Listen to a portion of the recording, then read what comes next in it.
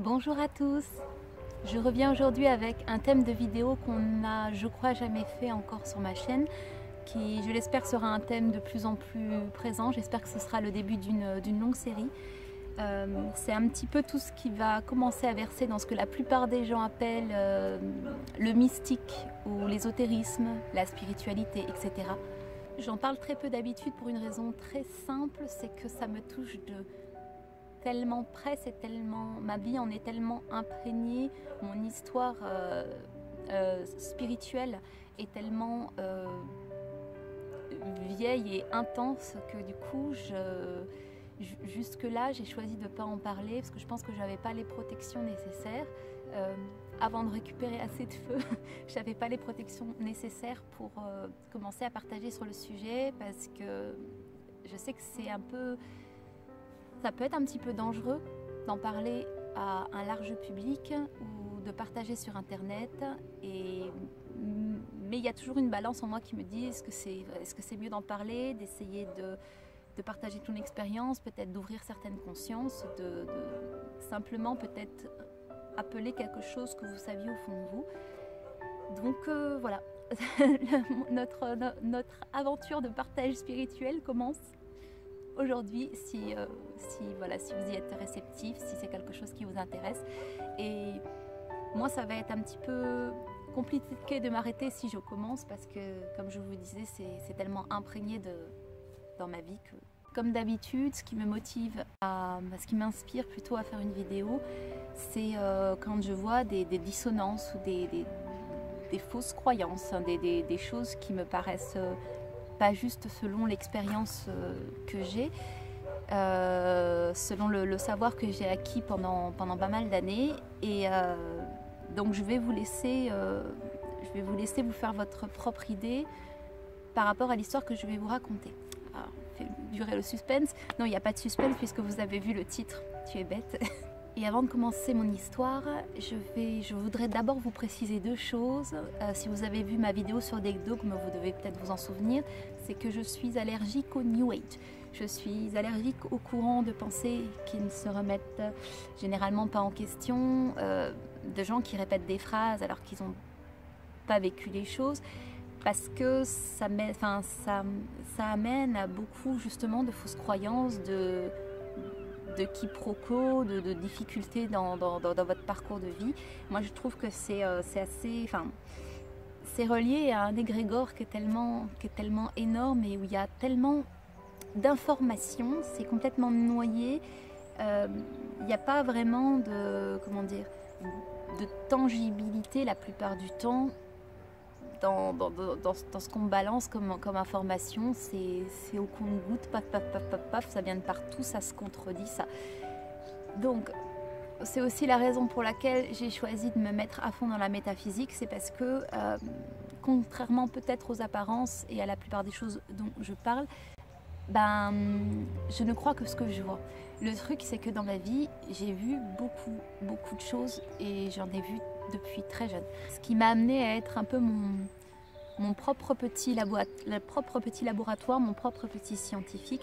J'ai vaguement l'impression que c'est le cas pour la plupart des gens qui font un chemin spirituel qui est très intense.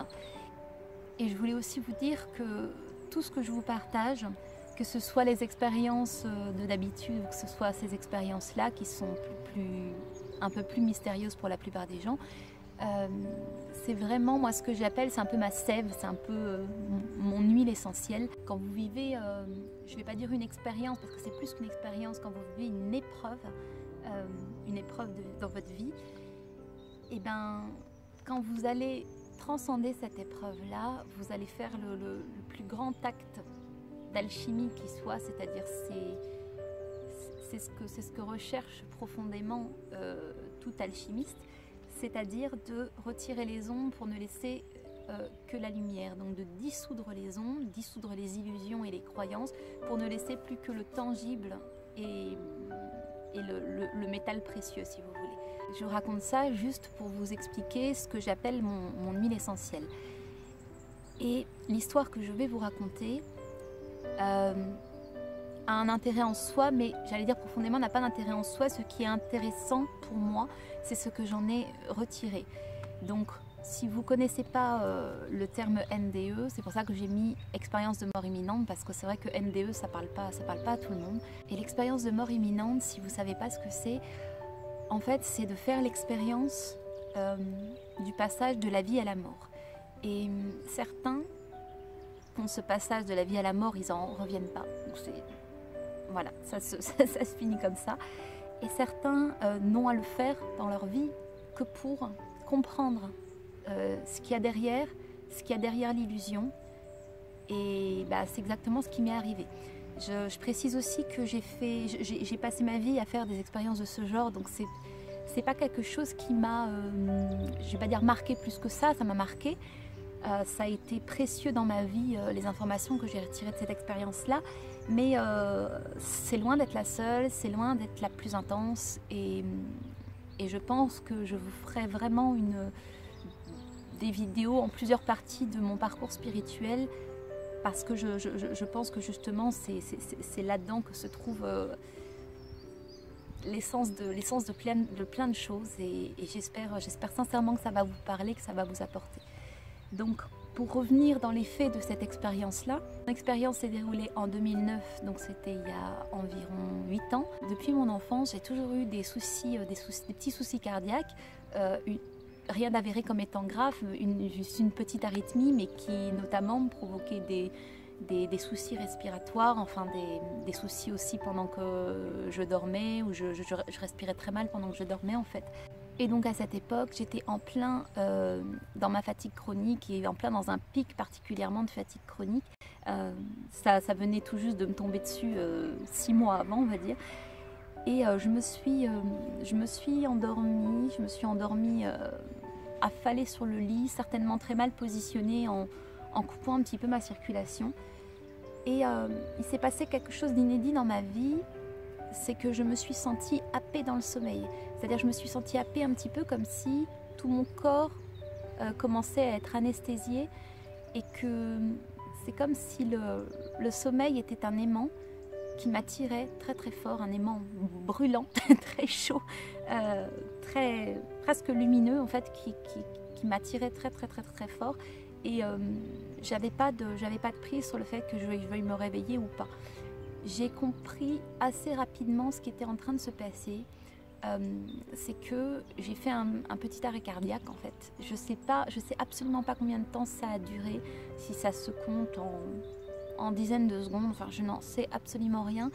Je n'ai eu que la notion du temps que j'avais à ce moment-là. J'ai eu l'impression que ça a duré une demi-heure à 1 heure, mais bien sûr c'est pas le temps qui s'est passé physiquement. Donc ce qui s'est passé, c'est que j'ai senti vraiment mon cœur qui s'arrêtait, j'ai senti toute la machine qui s'arrêtait. C'est extrêmement étrange, je n'arrive même pas à avoir vraiment de qualificatif sur le ressenti, parce que c'est quelque chose de très étrange, vraiment comme si tout le corps, qu'il n'y a plus rien qui circulait, que le sang circulait plus, et que la pompe était... Et en fait, très très rapidement, j'ai commencé à me sentir comme si je sentais plus que mon corps de lumière, et un petit peu comme si j'étais dans une combinaison de ski. J'ai eu la sensation de m'extirper de mon corps, c'est-à-dire j'ai eu vraiment la sensation de on enlève la peau et on s'éjecte ailleurs, et la sensation psychique est très particulière et très intéressante aussi, enfin a été très intéressante à ce moment-là, parce que je n'avais plus de pensée, j'allais dire, humaine. Je n'avais plus de pensée de quelqu'un qui est dans un corps physique, je n'avais plus de pensée de peur, je n'avais plus de pensée, j'allais dire, courante. C'était une espèce de sentiment d'amour et de paix inégalable en fait. Et je me suis décidée à faire une espèce de petite expérience. J'ai senti que j'étais dans ce corps de lumière-là, que j'avais plus de véhicule 3D physique. Et j'ai eu l'idée J'étais une grande fan de Casper, l'apprenti fantôme, quand j'étais petite. Donc j'ai eu l'idée d'essayer de passer à travers le mur. Et je me suis dirigée vers le mur. Et en fait, je me rappelle bien c'est mon papa qui avait fait les travaux, construit ce mur-là. Et je me rappelle bien les composantes qu'il y avait à l'intérieur. Et c'était très drôle parce qu'en traversant le mur, j'ai retrouvé tous les composants. C'était comme si ça faisait plus qu'un avec moi et qu'en même temps je traversais ce truc-là. Et je me suis retrouvée donc entre le béton, l'espèce de lainage. En fait, c'était un truc un peu bimatière, un peu bizarre. Donc j'ai effectivement traversé ce mur-là et je me suis vite rendu compte que je pouvais tester autre chose, on va dire. C'était de déclencher une espèce de pesanteur, puisque j'étais plus dans mon corps physique, j'étais vraiment un peu mon esprit, quoi. Donc j'ai essayé de trouver en moi l'espèce de bouton qui pouvait faire que j'inversais la pesanteur. Et je me suis mis, toujours en mode Casper, à décoller du sol, en fait, à voler de plus en plus haut. Et en fait, j'ai commencé très vite à me rendre compte mentalement de ce qui se passait en bas, c'est-à-dire clairement que j'étais en train de mourir. Et à ce moment-là, il y a quelque chose qui a comme pris peur en moi, en fait. J'ai été comme réaspirée dans l'autre sens. Voilà, j'ai commencé, je traverse mon petit mur, je fais ma petite envolée. Et puis en fait, je me retrouve comme si j'étais remise dans mon corps, sauf que j'étais pas remise dans mon corps. Je suis carrément passée encore ailleurs.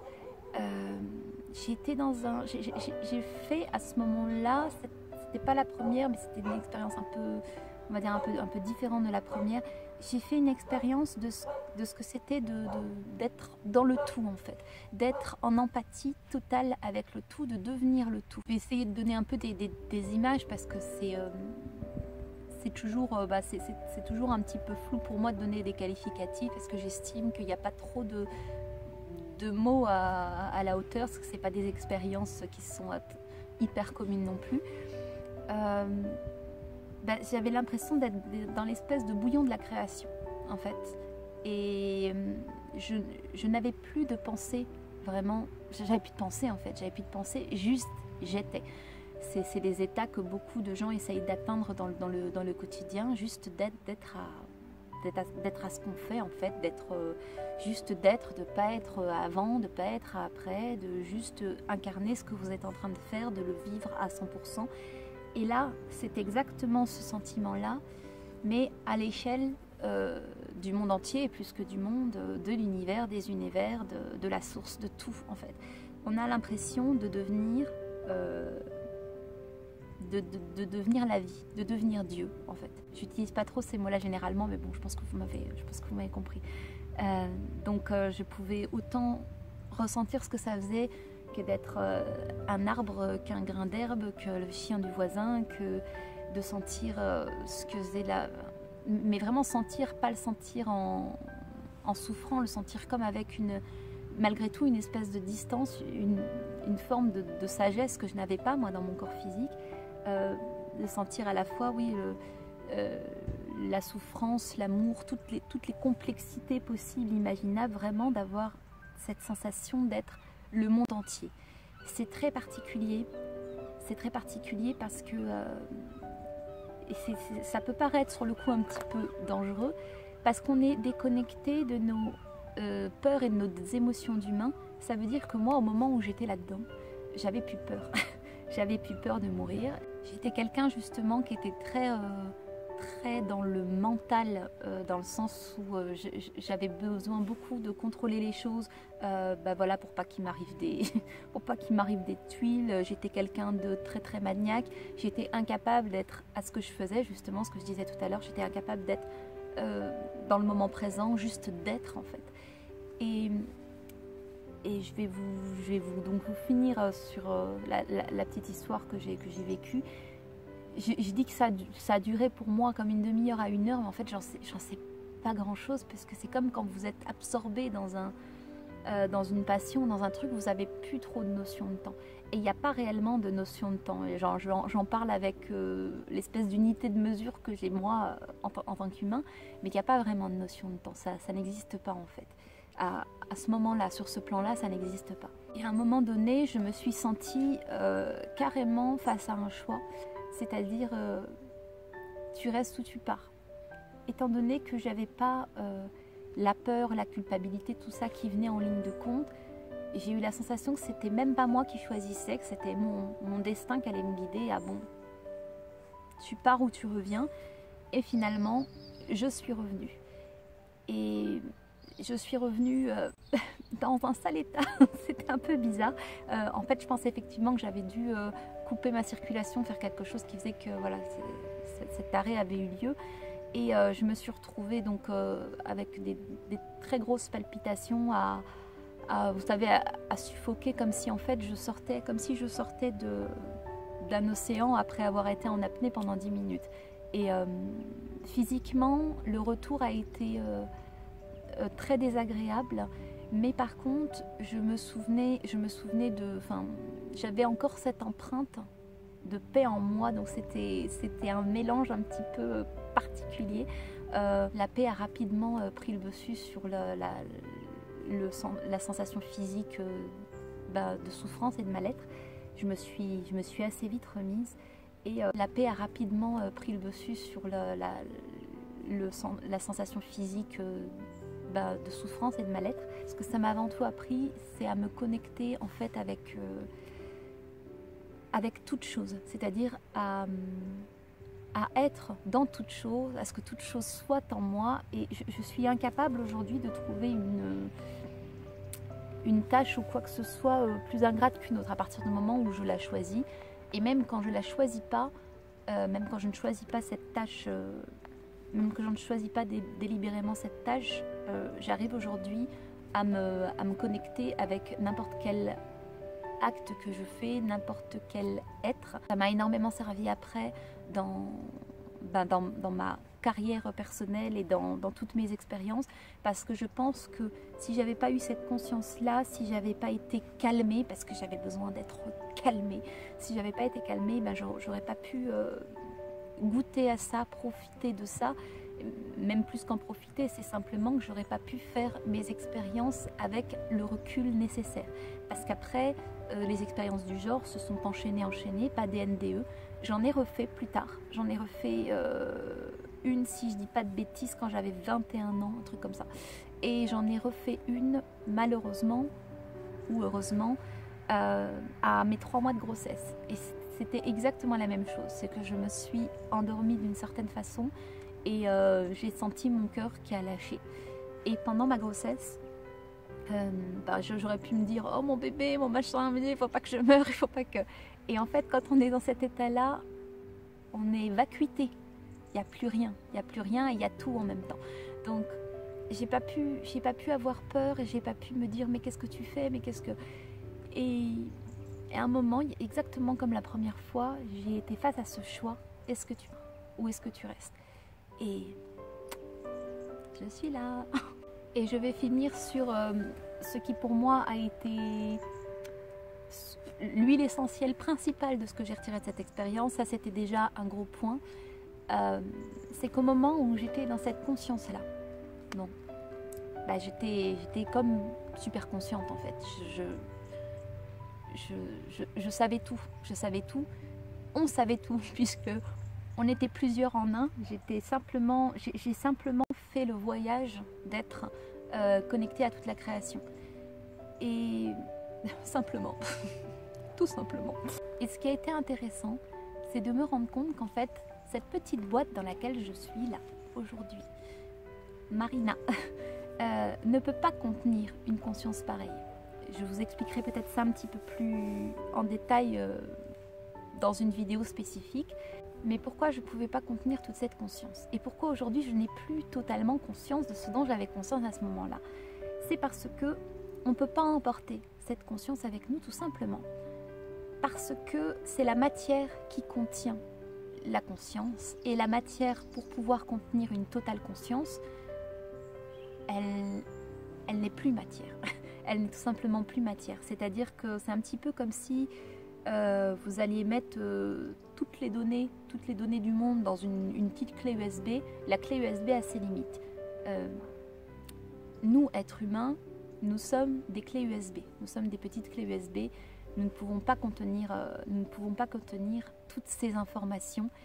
Et nous retenons simplement que ce qui est nécessaire pour avancer. Je vais devoir finir là-dessus. Je suis désolée, j'ai pas assez de temps aujourd'hui et en plus ma caméra risque de couper. Donc je vous remercie beaucoup de m'avoir écouté et j'espère que vous serez là de nouveau pour écouter la suite de mes aventures.